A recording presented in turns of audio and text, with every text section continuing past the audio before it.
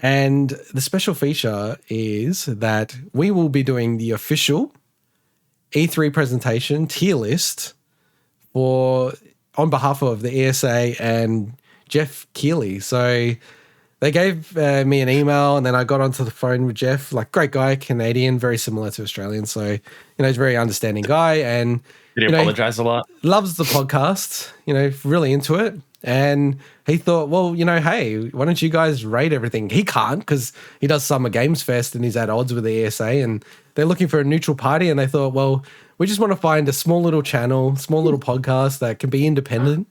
They know how fiercely independent we are over here. So, yeah, we're tasked with coming up with the tier list. So I've got a nice little tier list format here. I am going to make one change, Mike. Yeah. Huh? That is, and I'm trying to find it, like how I can edit it. Oh no, I can't. I can't edit it. Damn it. I just realized the overlay that I did is actually like a Photoshop thing. All right, can I do this like in a really horrible way? I'll show you what I'm doing. Because I realized, like, having now watched all of these presentations, right, that some are just not up to the standard that they should be, right? And my concern is that our trash tier is just going to be overpopulated with too many sort of, like titles. So I'm actually going to rename on the fly one of them, and let me see how this comes out. Okay. I'm renaming it to Meh, the Meh tier. Ah, so are you renaming trash to Meh or C to Meh? C. Okay. C. Do you think that's acceptable? There. So sorry guys, I don't like this is actually a Photoshop thing that I can't edit. I thought I could just edit this directly. I would have done this before. Wait, is that better like that? Now you're just trying to put lipstick on a pig. Just leave it like that. It's fine. I think we still got Swinny away. So all right.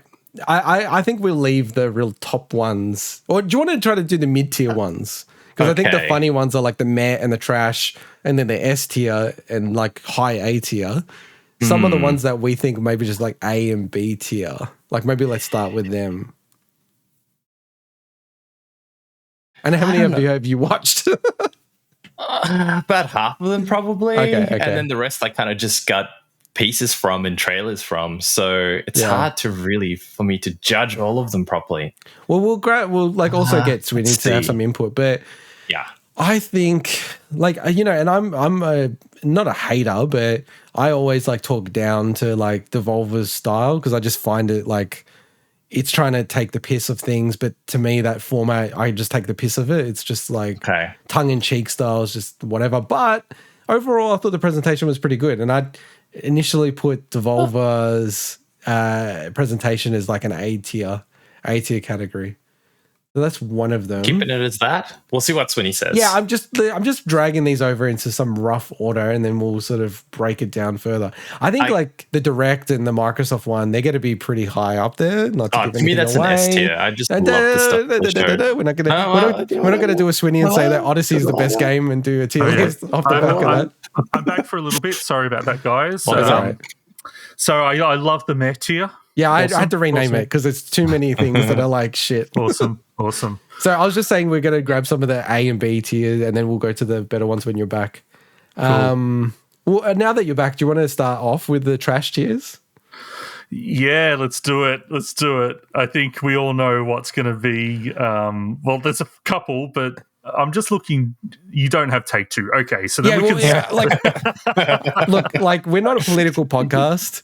Yeah, I don't want to veer into that territory. That to me would definitely be the worst. And I'm not commenting on what they're talking about. It's just E3 is about games. Christmas is about presents. Christmas isn't about, let's talk to you and talk down to you and rah rah rah. For parking the content, I'm not commenting on the content. It's just the idea of talking down to people. So that would definitely be 0, but I don't want to get us into trouble. So, that's off. So, that's below. The tier list, there's something below the tier list, and that's where take two lists. Okay, so, I won't go into this, but I guess it's below trash tier in that sense. Let's go to the worst. And I've got an idea of what the worst is. Yeah, let's be real.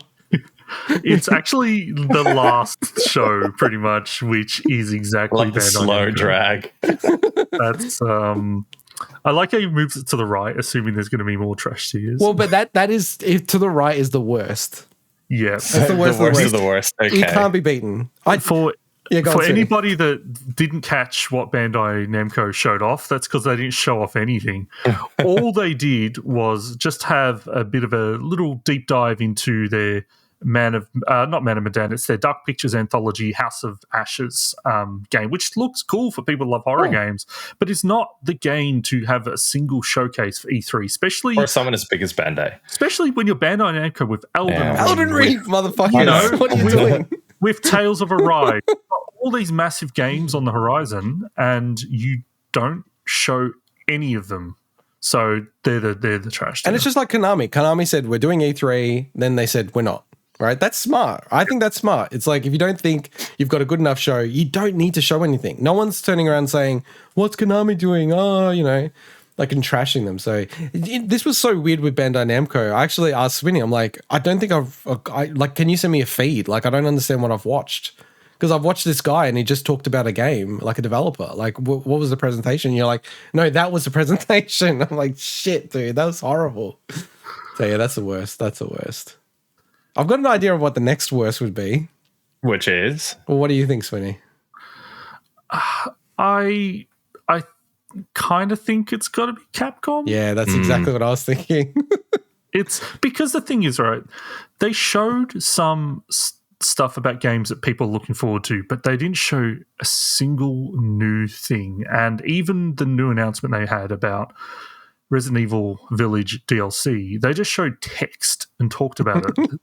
Which was just like, what? I don't know if you watched it, Mike. Well, they don't want to spoil anything. No, but the tone of it was so bizarre. It's like, wow, we're blown away by how much everyone loves this game and wants this game and, demanding DLC for it. So, I guess we'll have to make DLC for the game. I'm like, Capcom are like maybe the leaders of DLC. Like, they love DLC. They're so obsessed about DLC. They were the ones that were pioneering some of the DLC practices where they would have DLC on the disc and you have to pay for it, but it's already on the disc itself. So, I mean, what a piss take there. Just thinking like other ones that are in trash tier. Look, I don't think any of them are trash. I think there's some meh and some in B tier. I think they're the two trash ones for me. Yeah, because there's some of the other ones that I'm thinking, but they're not like trash is probably too aggressive. So yeah, like that's why I introduced the meh tier, the meh tier. Some of where the trash might have been. Did you want to cover any of the meh tier, or do you want to switch out to some of the A's and B's? We'll keep the top to the last. The last one I watched was actually Limited Run. Okay. And Limited Run had some really cool games, but it was presented in possibly the worst way possible, where they tried to do the Devolver thing, but they failed at it way worse than Devolver ever has. Oh, you reckon? I didn't take it like that. Okay, interesting. I think there were some moments where the comedy worked, but to me, the comedy, it was being delivered by people that just had no comedic timing. And as soon as was it Mega 64? Yeah, as soon as is it Mega 64? Is that what they're called? Mega 64. Yeah, I'm like, it's like the comedy troupe, right? Yeah. As soon as they showed up for a couple of segments, it's like, man, these are people that know how to do comedy. Yeah. And it was just immediately better. But I just think that they tried to do something that they just weren't ready to do. But the announcements that they had were cool. So I'm very torn whether or not that's a meh or a B. I would probably put it as like the lower end of the B myself. Well, I definitely wouldn't put it in the meh. Like I was almost going, that might be like a low A tier. So I feel like top B tier is. They had some cool games. They announced that Haven is coming to PS4 and PS5, which is a game I love. So they had some cool stuff. So yeah, no, I think it's really decent, that one. The ones that I'm a bit like whatever about is kind of like Future Game Show and the PC gaming show. So I think they were actually. So we've got this meh tier, or we're actually going to use it. The Future Game Show, I actually really liked that. Really? Yeah. Oh my God, that was the definition of meh for me. No, I really liked it because I had a lot of good games I liked, and the games I knew about that I was just looking forward to seeing more about. But I'm a big fan of Laura Bailey, and I think Troy Baker can be good at times. And I thought that they actually did really well as the hosts. So, and you can tell the difference, like in when you got voice actors doing stuff versus, you know, people that aren't really doing that stuff. I actually really like the Future Game Show, but it's not an A tier. I think that's a B tier. But I don't think that's a meh for me. I would have had it in the meh tier for sure. No, I thought there was some good stuff that they showed off. So. Well, why don't we put it in the low B tier, given that it's kind of like midway between what we're thinking. Good. Well, PC I had also in the meh tier. I mean, there was some cool stuff announced, but to me, like a big part of these shows is I don't want it to just be like trailer, talk, trailer, talk, trailer, talk, trailer, talk. And it felt like so laborious after a while with a PC gaming show. It's just like so much. Like, I'm okay with meh for this one, although I think that the way they presented it was actually pretty decent. The whole, like, it grew tired after the first, like, couple of segments, but I thought that was a better example of doing that than the limited run for me. But the actual news and the games they showed wasn't very interesting to me, and that's just not my kind of games. Yeah. So. I mean, Gearbox for me is another meh tier. Yeah, I would agree. I think they had some stuff to talk about, and I am actually really interested in the Borderlands movie, but they didn't have any real big new stuff to talk about. They kind of and it was the right decision, but Tiny Tina's Wonderlands was shown at Summer Games Fest, which is the biggest new announcement that Gearbox had of E3. So all they could really do is just show the same trailer and a couple more screenshots and things, you know. So I'm happy with Gearbox going in there. I would probably put it above PC Gaming Show. Yeah, but I agree with that. It's like I'm not going to live or die on them. I think I did enjoy it more than a lot of other people did, because I also liked the Borderlands movie. Just seems so bizarre. Yeah, the amount of people they're getting on that movie as well, and they got Kevin Hart in the E3 presentation for Gearbox. It's so bizarre. It's like, what? How have they gotten these people? I think Gearbox also hinges on your enjoyment of that hinges on how you feel about Randy Pitchford. I like Randy Pitchford. He's made a lot of mistakes, but I actually like the guy. But a lot of people hate the guy. That's true. There was a lot of Randy in this. So if you don't like him, you wouldn't like this. It was honestly like a vanity project in terms of this you know, presentation. It was just so like he was interrupting. He was like doing a mic on Kevin Hart. Like Kevin Hart was trying to get some comedic timing going, and he's like jumping in. I'm like, what are you doing, dude? Like, let him be funny. That's what he does. Like, that's his wheelhouse. Yeah, but I don't mind the guy either. So I think we're very like skewed compared to a lot of other people. All right, let's get into the tricky ones.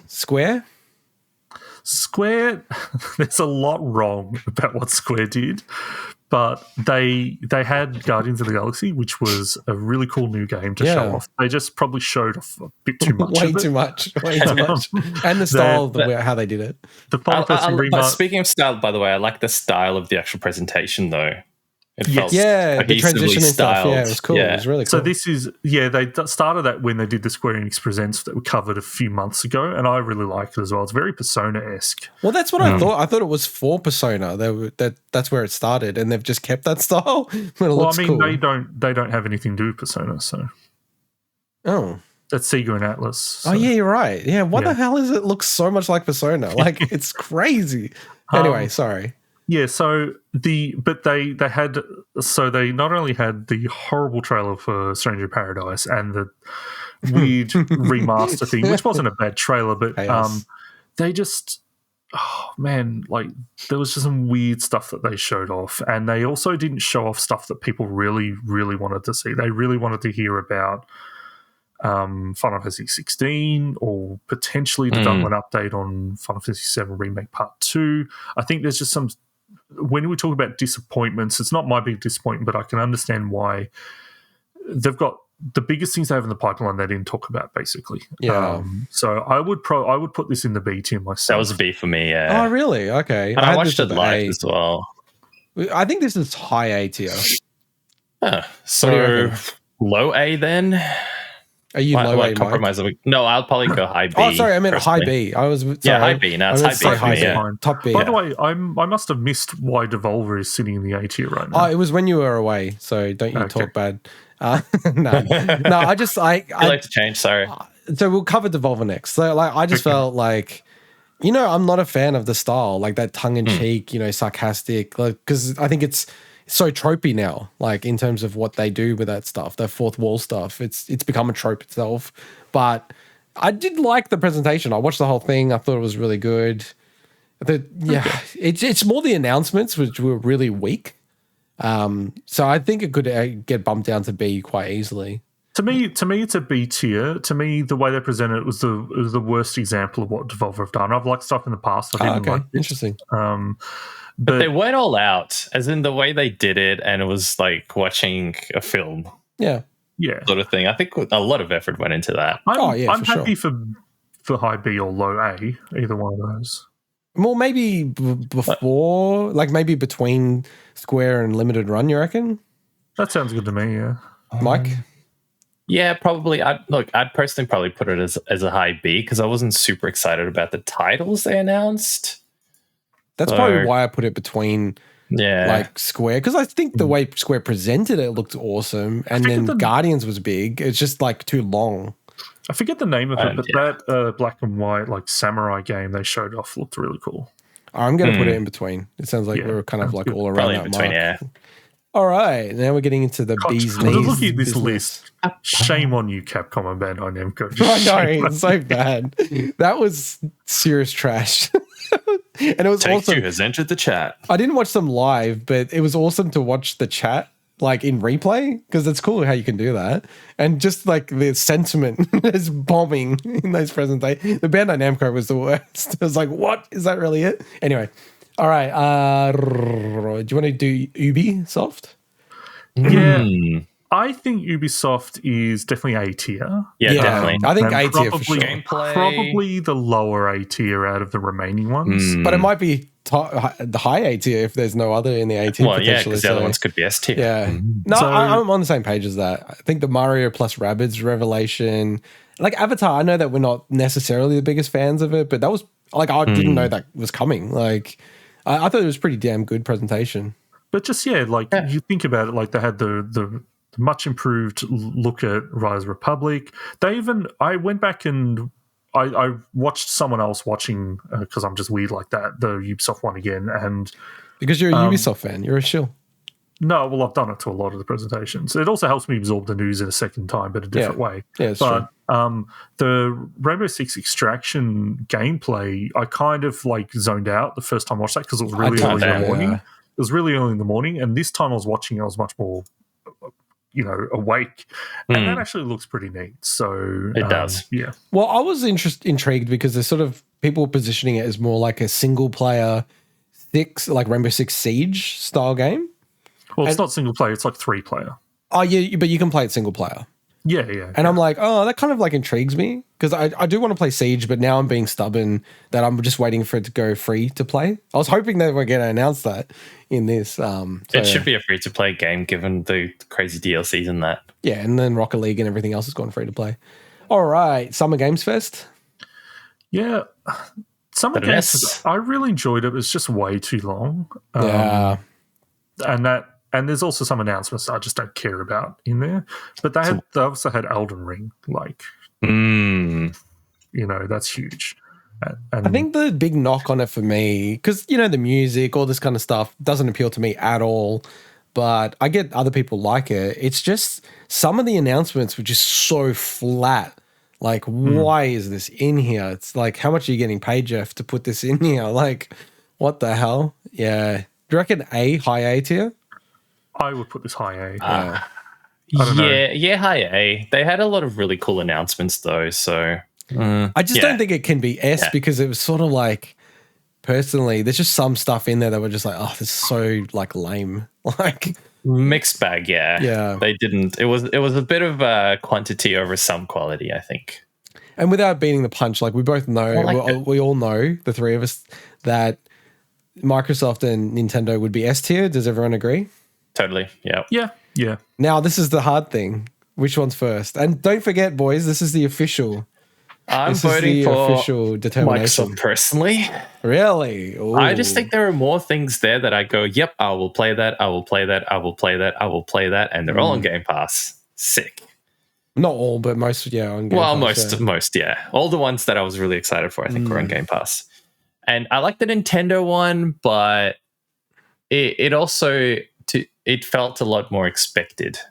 There were no real plot twists in that one to me. What are you talking about? Are you kidding me? Hang on. You fucking Other kidding than well, technically there wasn't a plot twist for me because I knew that was happening. So what about Advance Wars Remake? Other than for you, number one, the number didn't know one it was biggest happening. thing. You didn't know anything about Metroid Dread. Clearly I did because I predicted it, therefore it wasn't a surprise to me. Okay, all jokes aside, that was probably the biggest, of course, yes.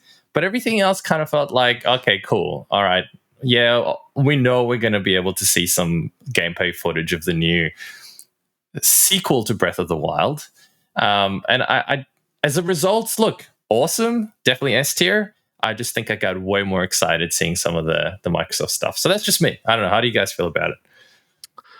I think in terms of just overall stuff, like amount of games, like obviously Xbox was longer, so that's naturally going to have an advantage. But it was good quality stuff as well. But yeah, I liked a lot of what they've shown. But as a presentation to actually watch and enjoy, Nintendo Direct was way more enjoyable, just because their presentation style, and I think we talked about Indigot potentially like dissecting how they actually present this stuff and the structure.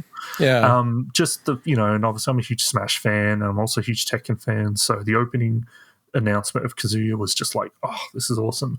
So for me, I'm gonna have to give the edge to Nintendo, just based on it was just more enjoyable to watch for me. Ooh, it's up to you now, Indigot. Well, I mean, don't let what I'm gonna go for. Like, don't let him influence you just because of one game. I'm the Nintendo shill here, and also like I'm wearing a Super Metroid shirt. Biased as hell.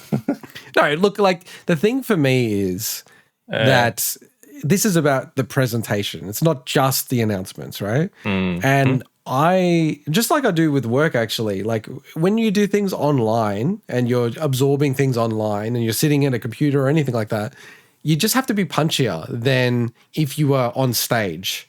And I think the biggest failing that Microsoft did, and the only, because I think it was their best show they've ever had, by the way, like from an E3 perspective, is that they took their stage show and kind of just made it digital, and they didn't modify it enough. So they didn't go, yeah, our stage show will go an hour and a half, 2 hours. And then they just made the digital one like an hour and a half.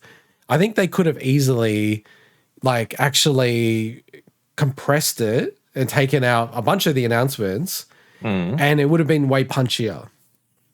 That being said as well, though, with the Nintendo one, I wasn't expecting a Mario Party. And I think that's like super cool that they're doing that. Absolutely was not expecting that they're going to go back and reboot Advance Wars. That's super cool. And it's like very nostalgic for me because I've played these games, right? Yeah, that's fair enough. New sort of like Smash announcement, and then WarioWare as well. Like that's like, I'd be really keen to get that if it lands well. And then obviously like seeing, the sequel to The Legend of Zelda Breath of the Wild. And, like we were expecting Breath of the Wild to be there. I mean, like that would have been the easiest prediction of all mankind.